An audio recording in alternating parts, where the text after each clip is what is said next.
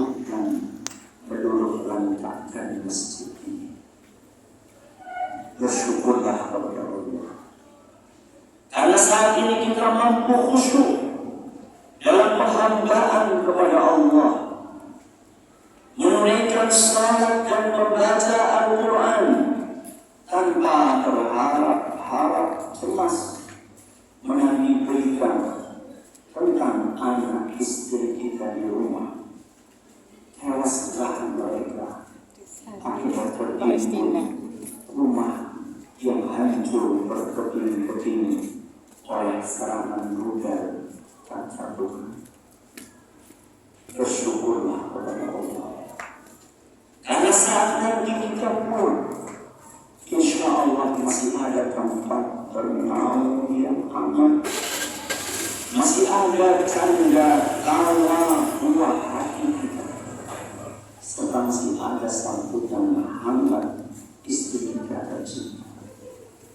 Jemaah sekalian yang kami muliakan, sekarang ini jemaah sekalian bayangkan, bila pada kita ini mendadak berubah menjadi sebuah penjara raksasa, lalu tiba-tiba terdengar suara pesawat jet tempur berputar-putar di atas atap rumah tempat istri kita tinggal, di atas atap masjid kita, di atas atap kantor tempat kita bekerja, di atas atap sekolah anak-anak kita.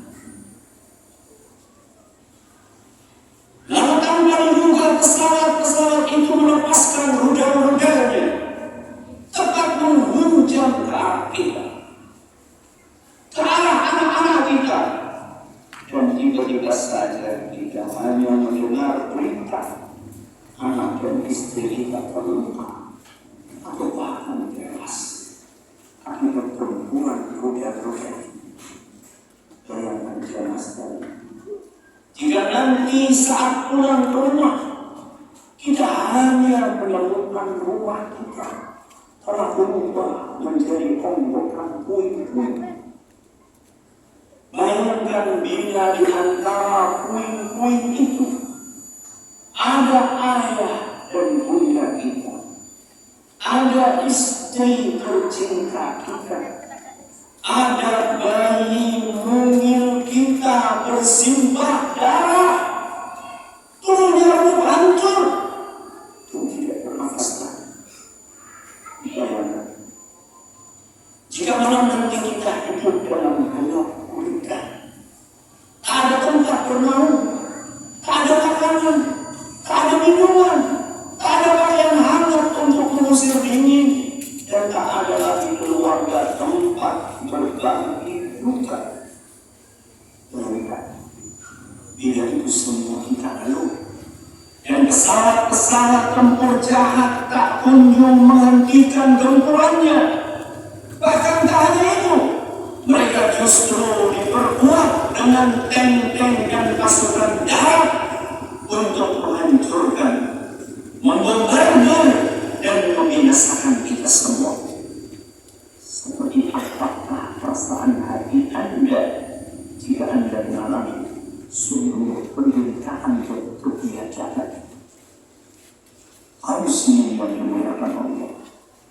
Jemaah pasti telah paham bahwa itulah situasi dan kondisi yang dialami oleh saudara-saudara kita, atau katakanlah keluarga kita, kaum muslimin di bumi Palestina, di tanah Masjidil Aqsa.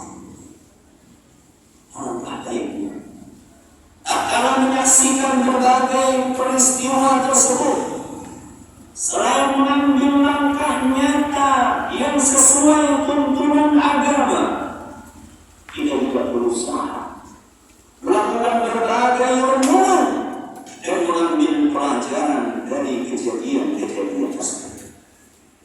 Renungan yang pertama, permusuhan orang Yahudi Zionis terhadap kaum muslimin sangat nyata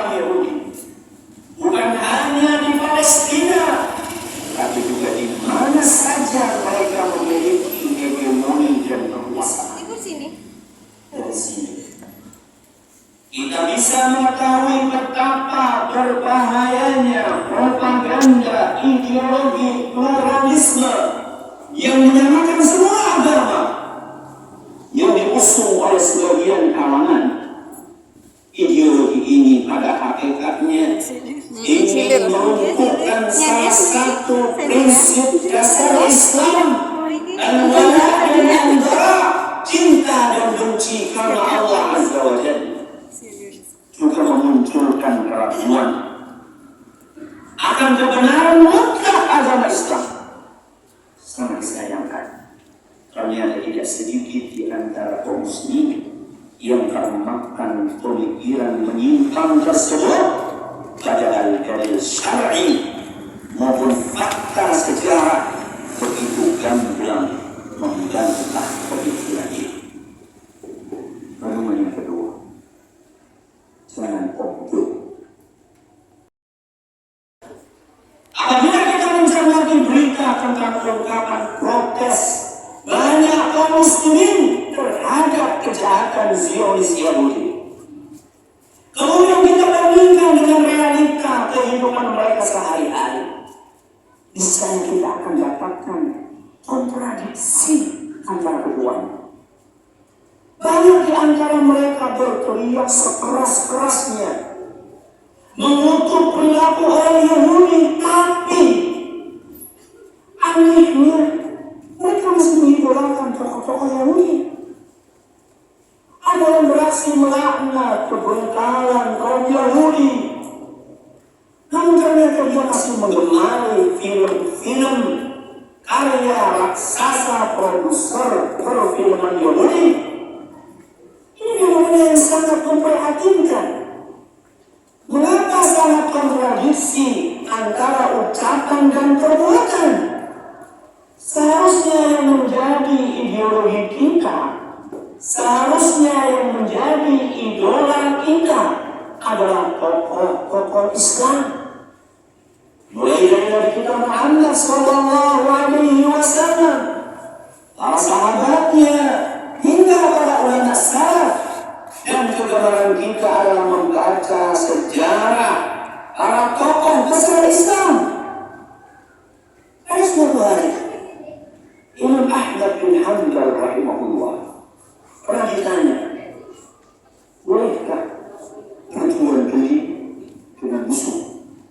Bolehkah berjual beli dengan musuh?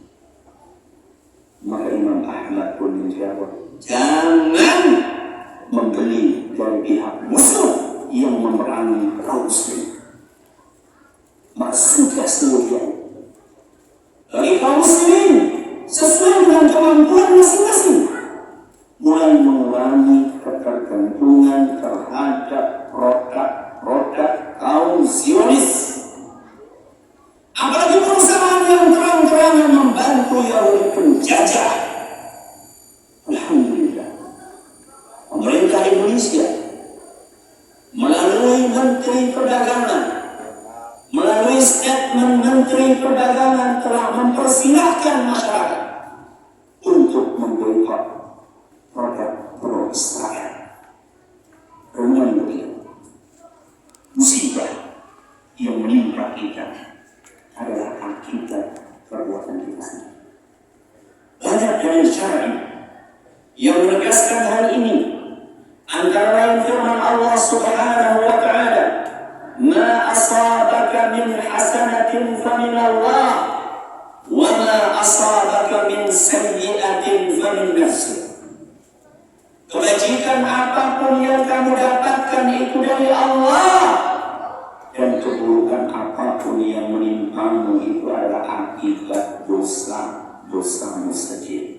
Al-Quran Surah An-Nisa ayat 79. Sehingga manakala musibah datang silih berganti dan tidak henti-hentinya menimpa kaum muslimin, sikap yang tepat adalah berintrospeksi dan mawas diri. Terus apa yang telah kita perbuat? Kewajiban apa yang telah kita lalaikan? Lalu berusaha untuk memperbaiki kekurangan tersebut, sehingga lambat laun kondisi kita semakin membaik dan pertolongan Allah akan segera diturunkan. Aku daftar. Solusi terbaik untuk mengakhiri berbagai musibah tersebut adalah kembali kepada agama Allah Azza wa Jalla. fenomena keterpurukan umat Islam dan dijadikannya mereka sebagai bulan-bulanan musuh. Sebenarnya telah dikabarkan oleh Rasulullah SAW sejak 14 abad yang lalu. Beliau bersabda, akan datang suatu masa di mana musuh-musuh akan bersatu padu dan berlomba-lomba untuk memerangi kalian umat Islam. Mirip seperti berebutnya orang-orang yang sedang kelaparan saat mereka menyantap makanan di atas nampan. Salah seorang sahabat bertanya, wahai Rasul, apakah karena saat ini jumlah kami kaum muslimin begitu sedikit? Nabi SAW menjawab, justru saat itu jumlah kalian banyak, akan tetapi kalian hanyalah bagaikan buih di lautan. Hadis riwayat Abu Dawud dan ini sahih pada Al-Albani. Namun Rasulullah SAW tidak lupa untuk memberikan solusi guna mengakhiri keterpurukan tersebut. Beliau menjelaskan, sallallahu alaikum dhullah la yanzi'uhu hatta tarji'u ila dinikum. Allah saat itu akan menimpakan kehinaan atas kalian umat Islam sampai kalian mau kembali kepada agama kalian. Hadis riwayat Abu Dawud dan dinilai kuat oleh Muslimiyah, Syaukani dan Al-Albani. Solusi kembali kepada agama Islam yang benar dengan menegakkan tauhid yang murni, membersihkan segala bentuk kesyirikan, kemudian konsisten menerapkan tuntunan Nabi kita Muhammad SAW dalam kehidupan. Tokoh besar pejuang Palestina Muhammad Izzuddin Al-Qassam rahimahullah adalah sosok yang tujuan utama perjuangannya adalah membersihkan agama. Dalam urusan pembelaan agama, maka wajib bagi kalian untuk memberikan pertolongan. Al-Quran surat Al-Anfal ayat 72. Setiap kita harus membantu sesuai dengan kemampuan dan kapasitasnya. Para penguasa dan diplomat berusaha memberikan tekanan kepada negara Yahudi. Wabil khusus, pemerintah kita bisa lebih lantang menyerukan pembelaan kepada Palestina di forum-forum internasional. Apalagi Indonesia memiliki kedudukan penting sebagai negara muslim terbesar di dunia. Orang-orang yang dikaruniai keluangan rezeki berusaha mengerahkan bantuan finansial untuk saudara-saudara kita di Palestina.